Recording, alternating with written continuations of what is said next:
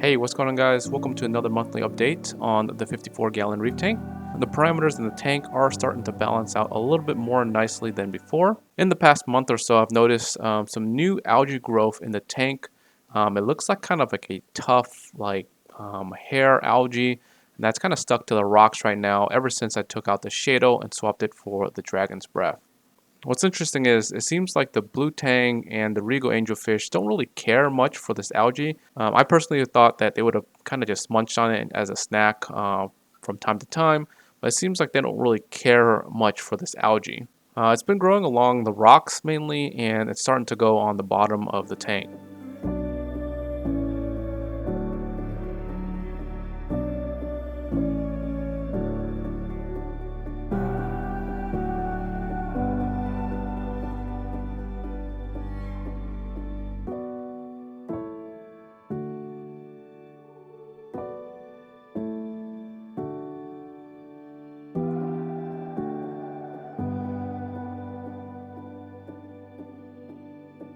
As far as the dragon's breath, it's looking absolutely amazing. Having it in the container closer to the light, the colors are really popping.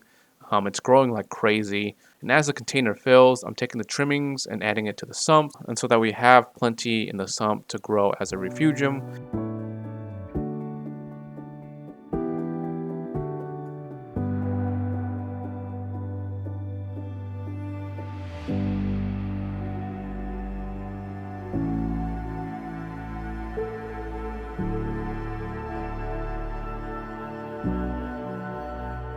As far as livestock in the tank, the Colorado sunburst anemone was added as a second or third coral in the tank ever since it kind of just was taken down and sterilized for any potential ick that was kind of attacking only the blue tang. Now it's been a few months since I've only had this one Colorado sunburst in the tank. Since then, it's perked up, so I decided to add a second Colorado sunburst on the other side of the tank so we can kind of get, an anemone tank going in this tank as well. The second anemone here was added a few days ago, so, fairly new to the tank, but as you can see, it's already opening up and it's already, enjoying its new environment.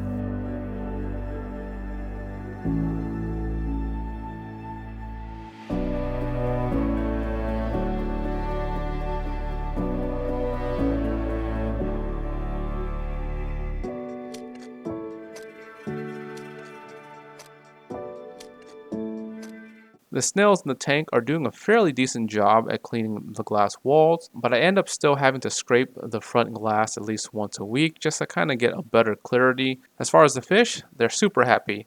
The regal angelfish is coming out onto the front a lot more. It used to always hide in the back, not in just this tank, but in the other previous tank as well. The very first thing is it'll find a rock, just kind of go back there and just hide, but in this new tank, it's just coming out in the front every time the light comes up, looking for food. Really active. Same thing with the blue tang. The only time the blue tang is just kind of hidden is when it's sleeping. It'll just kind of hide under behind the overflow box, or hide behind the rocks just to kind of get cleaned up from the cleaner shrimp. And speaking of the cleaner shrimps, they are doing an amazing job keeping the blue tang healthy and in check. I was actually very surprised that they've actually lasted this long. Normally with cleaner shrimp, the place where I get them at, I don't they don't really make it past like the second week or even the first week sometimes. I don't know why, what's up, but these two guys are doing amazing, and I've had them for almost 2 months, so super happy that they are thriving in the tank. The funny thing about the cleaner shrimp is ever since I've added the anemone, they are kind of hiding right under the anemone as well, not just like under the rock structure, but just literally right under the anemone and just kind of hanging out around there. So it's kind of interesting that they're kind of doing like a mini bond with the anemone. And before I let you guys go, I'm going to be feeding these guys some algae sticks before I feed them some flakes. I normally try to feed them the things that they don't really enjoy first, and then they'll go for the flakes.